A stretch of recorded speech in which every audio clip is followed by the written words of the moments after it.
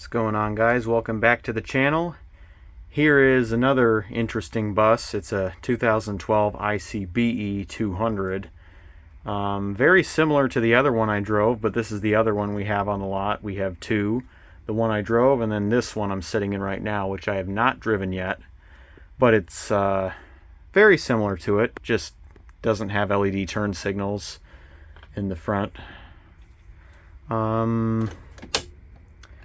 104,000 miles.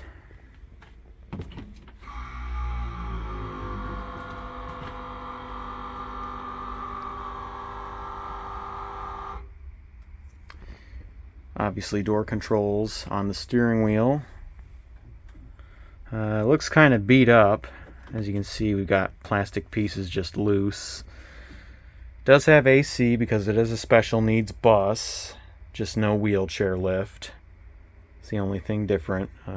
Auxiliary door switch if you didn't want to use the one on the steering wheel.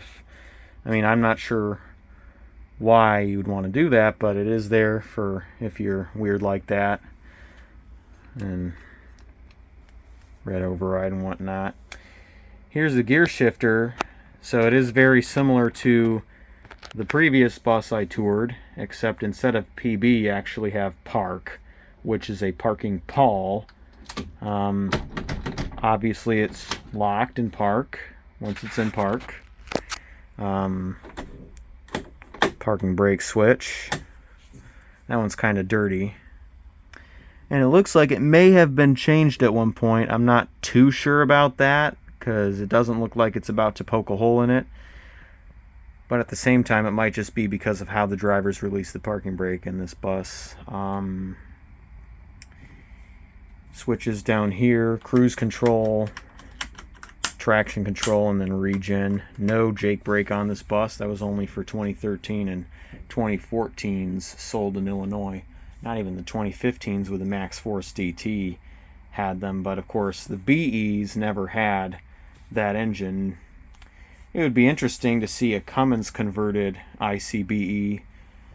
They do have the doghouse for it, so it would be a pretty easy job. You wouldn't even have to install a doghouse because on a Max Force 7 ICCE you would have to do that because on the V8 CEs you didn't have the doghouse only if you had a straight 6. In this case it was the Max Force DT. Or if it came from the factory with a Cummins, which they didn't until late 2013, I would want to say. So yeah, what's interesting though is the fact that with the Meritor Wabco HPB system, if you have a powered parking brake or an air parking brake, powered parking brake is really hydraulic released spring applied parking brake, as I've discussed already. But when an automatic transmission is placed in the park position, the parking brake will automatically apply. So essentially park and PB do the exact same thing, just one has a parking pawl, the other does not. So PB is a second neutral, park is a parking pawl, but in this system it will also automatically apply the parking brake. So they both do the same thing for the most part. That I find quite interesting. I'm not sure if there's anything else I can talk about with this bus other than the fact that, well, I'm not sure how the Max Force 7 in this bus is doing. It's obviously in better shape than the other bus I filmed. But, yeah, take care until next time.